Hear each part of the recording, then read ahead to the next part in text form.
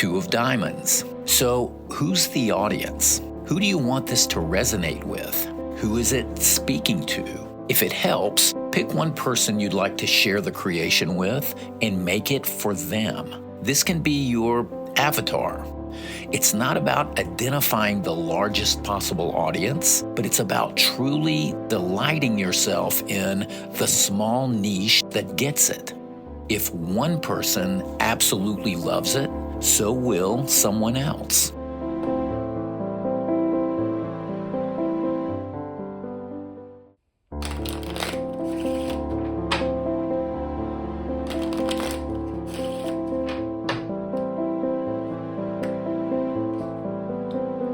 Two of hearts. Chances are, by the time your work gets out into the world, that trend you were chasing will probably have changed. You have something more substantial and special to offer. Don't shackle yourself in the creative process. You can borrow, tip the hat, employ style, but be authentic. It'll serve you in the long run.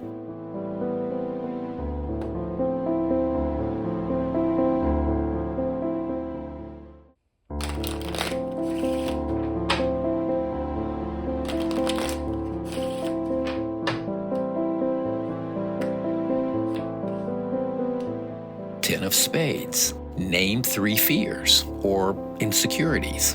All right, I'll give you a head start. What if they don't like it? What if it flops? What if they find out I'm a fraud? Okay, now that that's out of the way, get back to work.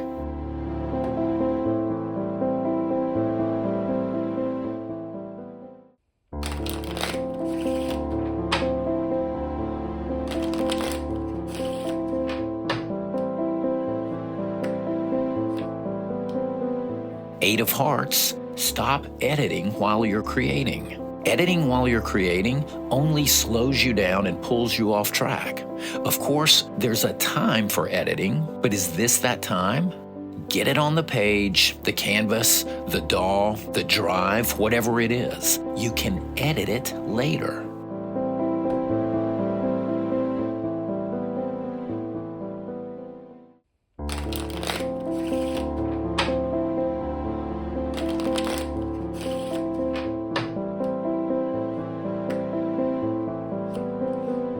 Four of spades.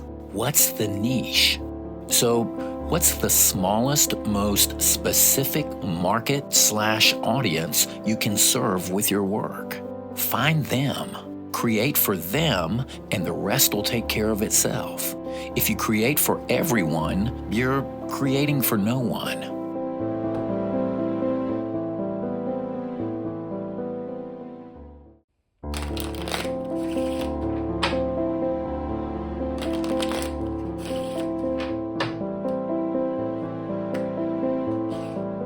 Queen of spades, where are you stuck? So it's good to identify the obstacle, call it out, make sure it exists, know where it is. What makes it a sticking point? Can it be removed? Can you break through it? Can you go around it? What if that sticking point is actually the aha moment that takes the creation to a whole new level?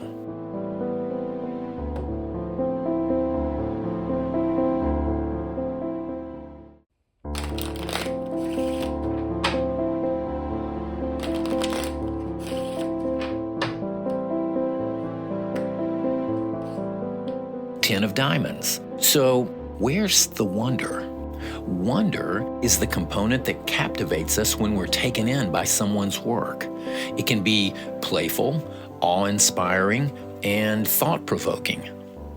You know, it's elusive, but recognizable when you stumble upon it in your own work. And when it shows up, you can bet that will be a work of the heart and not of the mind. Reach for it.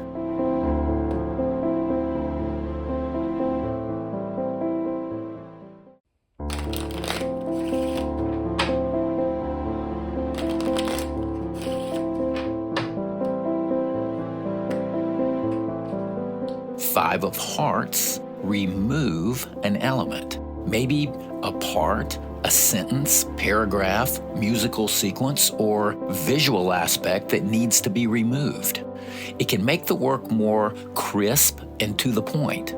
Just make sure the original intentions are still intact and clear, or not.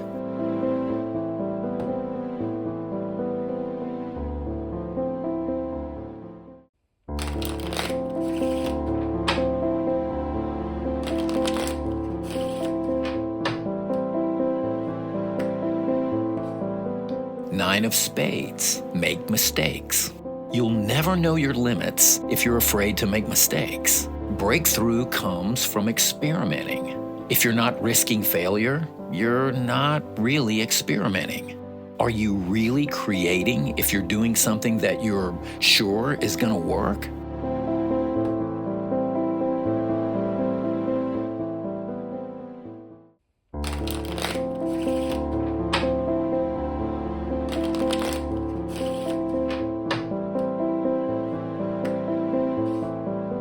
Queen of Diamonds, have you drifted from the essence? Okay, just asking the question here. Are you remaining true to the call that first drew you to the work, the soul of the project? If not, is that drift intentional?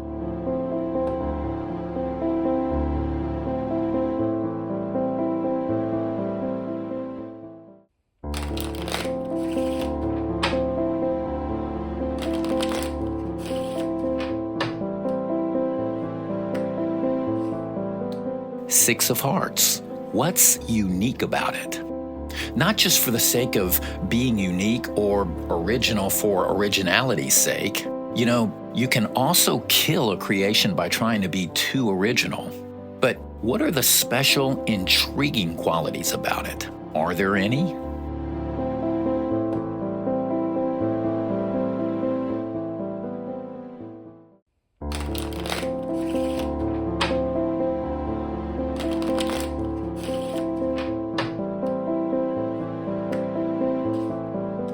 Eight of Spades, do something else for 10 minutes. This one is just simple and utilitarian. Just take a break. You'd be surprised at how it can clear the air and open you up to the solution when you return.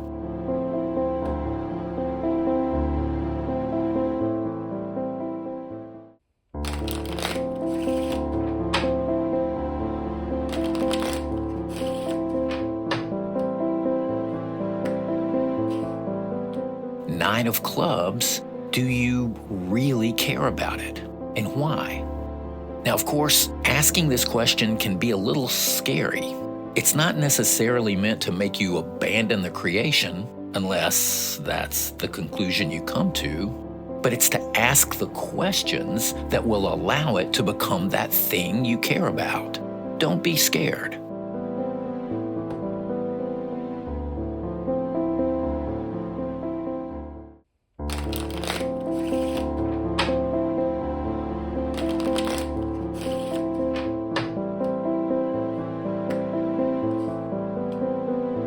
King of Hearts, what are you trying to say? Okay, this one is straightforward. Is there an intended message in the work that you're doing? If so, is it intelligible?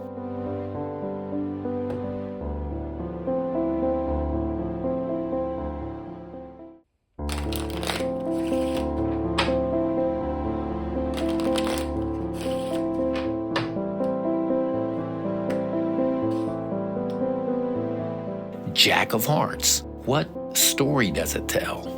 So that picture, song, book, podcast, blog, etc., what story is it telling? Is it the story you most want to tell?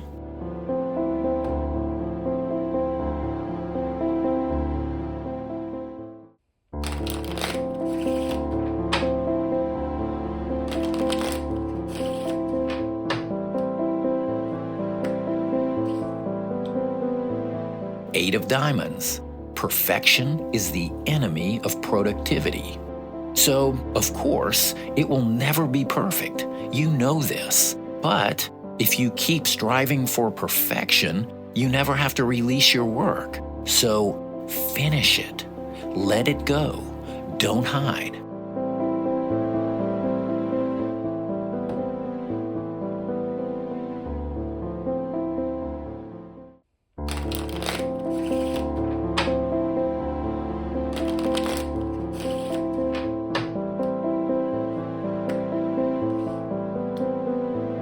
Six of Diamonds, where's the joy? Is it inspired? Does it sing? Does it soar? Does it make the heart race?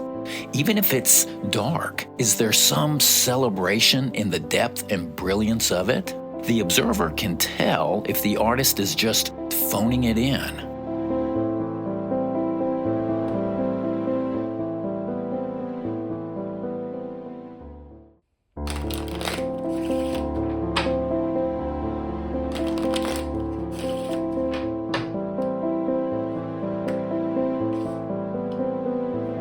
King of Diamonds, mix it up. Disassemble it and put it back together again in a different order. Start with the end with the beginning, or start with the middle. Turn it upside down or sideways.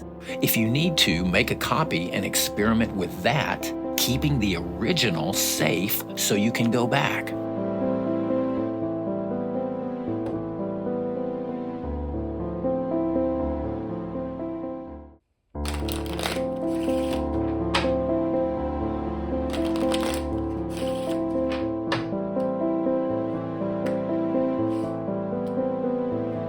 Five of Clubs. Apply 3 constraints or limitations.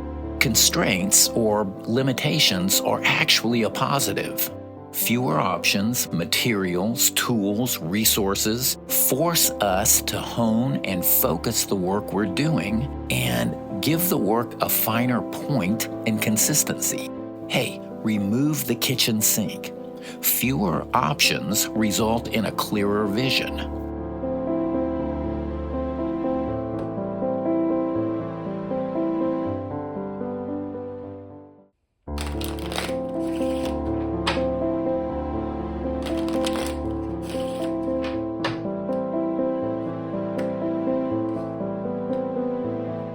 Seven of Spades, create for the smallest viable market.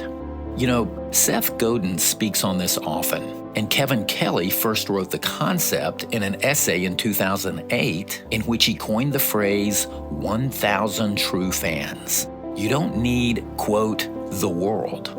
Cultivate and target a small, rabid fan base who will consume whatever you do, and you will have a career.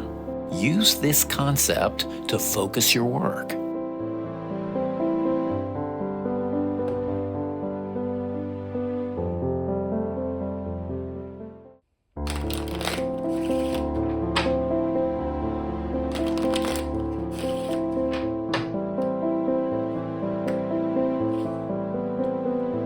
Ten of Hearts, in a perfect world.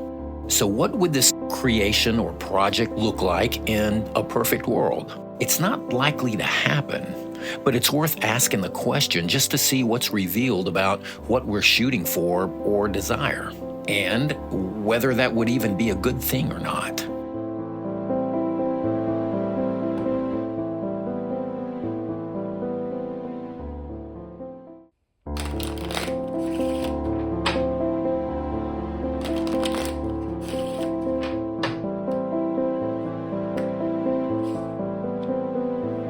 Queen of Hearts, is your opinion of it accurate?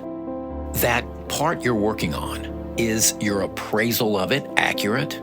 Maybe you need to step away temporarily to know what you really think. Does it support the body of work or serve its purpose? Does it move you? Are you connected to it?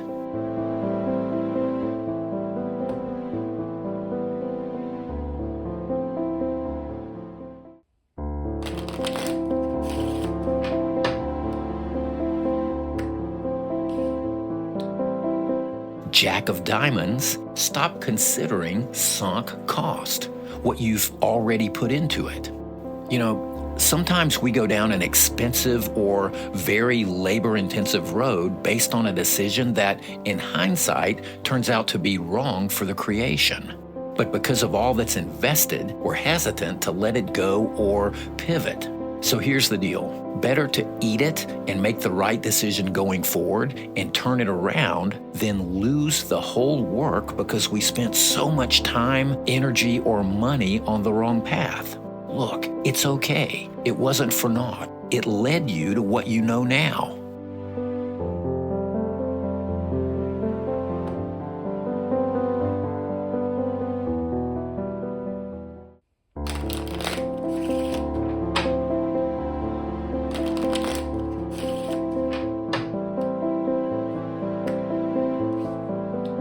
Two of spades. Call somebody. Yeah, sometimes this is a good reset, a way to gain different perspective, to get out of your own head. But it must be someone that you trust, someone who truly gets it, and someone you've had creative conversations with before. Beware of talking to the wrong person. If necessary, be vague.